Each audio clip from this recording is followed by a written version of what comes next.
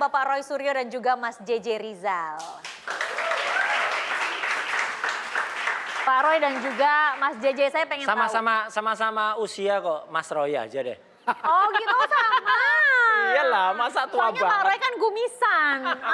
Jadi yang Ya udah, gumisan bisa tuh cukup. biasanya identik dengan sugar daddy, udah daddy gitu loh. Oke, Ya nggak ya. sih? Saya pengen tahu, dengan munculnya kerajaan-kerajaan ini, akhirnya kita jadi bertanya-tanya sebenarnya apa sih keinginan mereka yang mendirikan kerajaan-kerajaan ini? Ya. Pengen apa gitu? Tadi kan udah dijawab juga sama Mas JJ ya. Pandangan beliau saya kira lebih tepat ya, karena orang sejarah dan juga belajar tentang sosiologi dan lain sebagainya. Saya melihatnya kalau dari sisi komunikasi, bisa jadi orang-orang semacam ini tuh khawatirnya, saya selalu bilang, khawatirnya ini sekadar wayang. Jadi wayang yang ada yang menggerakkan, yaitu ada dalangnya. Tadi kita bahas ya. Ya, jadi semoga itu terjadi. Tapi sebenarnya kalau saya lihat ada sisi positifnya juga ada, Bang Hotman. Saya mencoba ambil positifnya. Positifnya adalah beberapa waktu yang lalu kan bangsa ini kan agak terbelah ya. Gitu, artinya ada orang bilang, oh ini kelompok sana, kelompok sini. Sebut aja kelompok cebong sama kelompok kampret lah. Nah, dengan ini kita jadi punya common enemy. Kita jadi punya musuh bersama. Nah, kalau ini memang tujuannya untuk mempersatukan bangsa, nggak apa-apa. Gitu. Tapi jangan lama-lama gitu loh. Gitu. Jadi sebaiknya pemerintah mensikapinya gimana? Memang harus kemudian mempersatukan bangsa ini. Ya. Kemudian kalau tidak benar itu harus diluruskan. Kemudian merawat apa-apa sejarah, situs-situs sejarah termasuk juga kerajaan yang sudah ada dan terbukti kebenarannya. Pak JJ, tadi beliau bikin gosip baru. Katanya diduga ini ada konseptornya. Seolah-olah itu Ada yang menggerakkan gitu. mengalihkan yang Isu. lagi viral. Enggak, Anda sebagai ahli sejarah bagaimana? Setuju Enggak, nggak? Jadi enggak. seolah-olah ada motivasi politik, benar gak itu? Menurut Mas enggak, JJ kalau nih. menurut saya dalam perjalanan sejarah kita tuh menunjukkan hal-hal seperti ini tuh Sudah sering. ya sudah sering dan lebih merupakan cerminan dari Roy ngomong itu gara-gara dia sekarang tidak partai berkuasa atau apa? karena dia politisi, Bang. Dan tidak berkuasa sekarang soalnya. Benar nggak? Dan Bang Roy itu Politik sebagai dan politisi sejarawan beda nih ya. Ya, maksud saya gini loh. Sebenarnya perilaku dari Sunda Empire dan kawan-kawan ini ugal-ugalan sekali kan. Sangat ugal-ugalan. Tapi apa itu tidak mencerminkan ugal-ugalannya negara? Nah, ini sama aja sebenarnya. Iya, Ujung-ujungnya politik negara juga. bisa ugal-ugalan bikin hoax. Mereka bisa ugal-ugalan juga bikin hoax. Emang kapan negara ugal-ugalan? Oke, apakah ini ancaman bagi negara kalau dibiarkan atau tidak? Ya, Dari sebenarnya- segi sejarah, nah, udah ini- pernah nggak ada kejadian sehingga menjadi masalah serius? Apa yang ditakutkan dalam catatan sejarah Indonesia? Ya, selalu didekati mereka ini sebagai gerakan yang seolah-olah ingin melakukan makar. Tapi menurut saya, di dalam sejarah kita, di keraton-keraton Jawa itu selalu ada tempat untuk hal yang ugal-ugalan. Hal yang ajaib-ajaib, hal yang nyeleneh-nyeleneh. Dan biasanya tuh di keraton-keraton mereka dipelihara dan punya namanya Polowijo. Ya. Jadi orang-orang cebol, orang-orang cacat, orang-orang albino Buat itu lucu-lucuan. dipelihara, Bos. Untuk sebagai wadah leluhur itu bersuara. Jadi mereka itu punya kebebasan yang sangat besar di dalam keraton untuk melakukan apa saja karena dianggap mereka mewakili suara leluhur. Ya. Jadi menurut saya ini harus dipandang dalam fenomena Polowijo itu. Ini suara yang ingin sebenarnya memaksa kita bercermin. Ya. Fenomena ini. Kita bercermin misalnya ada memimpin sebuah republik tapi memimpinnya seperti memimpin sebuah kerajaan, perilakunya seperti raja. Jangan-jangan kita juga seperti itu. Makanya saya pikir saya lebih menghargai orang seperti Mas Rangga misalnya ya, yang jujur terbuka, saya mau bikin kerajaan, menguasai seluruh dunia. Bagaimana Anda bisa menghargai? Kok dia bilang dia ada kaitannya dengan Alexander the Great beberapa ratus tahun lalu? Ya, karena bukan dalam artian faktual historis.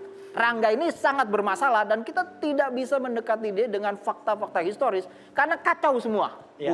Oleh karenanya, Sesat semua. bukankah lebih tepat mengatakan ini hanya kelainan oknum individual. Tidak ada motivasi politik, tidak ada faktor kaitannya ke keraton, Palawijo, Pala Ya. Hotman, nggak ada. Ya.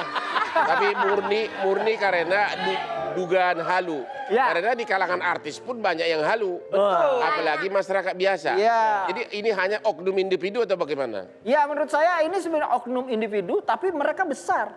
Kita lihat seperti yang di Purworejo Ya. itu mereka Ratusan orang. bikin upacara dan kita bisa melihat anggotanya sangat besar. Sunda Empire tiba-tiba bikin bersuara juga di Aceh. Jadi dia sebenarnya Kalau bukan Polowijo, paling nggak dia memaksa pala kita berpikir.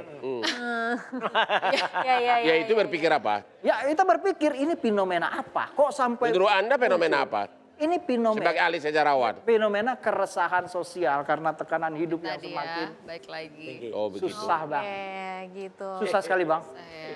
Tapi yang bisa saya simpulkan dari ini semua, semakin berkembangnya zaman, semakin berkembangnya teknologi, ada plus ada minusnya. Plusnya adalah kita bisa mengakses informasi dengan cepat dari mana saja. Minusnya adalah ketika kita telan itu mentah-mentah tanpa mencari tahu kebenarannya jadi seperti ini banyak. Dan yang sekali lebih bahaya kalau gitu. kan ada 4 golongan. Kalau dia ngerti tapi tidak sopan itu lebih tidak berbahaya daripada dia ngerti dia tidak ngerti dan tidak sopan. Iya, Ya kan gitu. Tapi yang bagus orang yang ngerti dan sopan. Itu yang paling bagus. Tapi kan ada orang yang manfaatkan kayak gini, dia bisa memutar balikkan sejarah, bisa kemudian belokkan, dan celakanya kalau ada orang yang percaya. Maka sekali lagi ya kita perlulah orang-orang yang bisa bicara panjang tentang sejarah kayak Pak JJ Rizal ini, kemudian juga yang meluruskan ini. Baik, yang terakhir nih Mas JJ dan juga Bapak Roy Suryo, pesan-pesan dong untuk teman-teman di luar sana, generasi-generasi muda kita supaya tidak mudah menelan informasi mentah-mentah. Saya pikir yang pertama kita harus mendekati masalah ini dengan lebih bijak. Dengan melihatnya sebagai fenomena kultural, kebudayaan begitu ya. Bukan fenomena yang sekedar didekati apa-apa dengan fenomena ketakutan.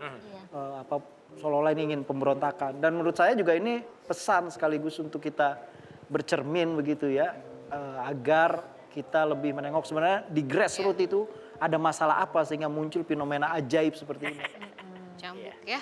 Kalau dari Bapak Ya, Roy sendiri, saya tetap melihat meskipun ini tidak seudon ya, tetapi artinya adalah munculnya kayak gini ini bisa jadi karena sebenarnya ada masalah besar di Indonesia, masalah korupsi, masalah penyelewengan uang, dan itu harus ditindak. Makanya saya harus melapor ini supaya itu selesai ya, ditangani secara hukum, karena memang sudah ada fakta hukumnya dia tindak pidananya ya, masuk dalam pasal-pasal entah ITE, entah pembohongan dan lain sebagainya, dan supaya masyarakat bisa kembali lagi mendapatkan haknya, baik hak mendapatkan sejarah yang benar atau hak mendapatkan uang dia yang dikorupsi atau dibawa lari oleh oknum-oknum itu. Oke, baik. Terima kasih Bapak Roy Suryo.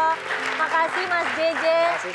Sebelum kita tutup acara malam hari ini ada quotes dari Pak Bos Hotman Paris Hutapea. Silakan Pak Bos. Sabar. Pesan dari Hotman Parisot setelah melihat kejadian belakangan ini, banyak investasi bodong, banyak kerajaan bodong, banyak pasangan bodong, banyak suami bodong. Satu-satunya kuncinya hanya satu, pakai akal sehat, Bung. Pakai akal sehat dalam bermasyarakat, terutama pakai akal sehat dalam memilih pasangan. Kalau Anda ditawarkan menjadi istri kedua, ketiga, nanti bakal Anda istri keempat karena dia sudah melakukan hal yang sama kepada istri pertama, maka Anda juga jadi korban. Jadi selalu pakai akal sehat. Kepada para suami, ikutilah gaya Hotman Paris. Terima kasih Pak. Terima kasih Mas JJ. Terima kasih para penonton yang hadir di studio. Sampai jumpa.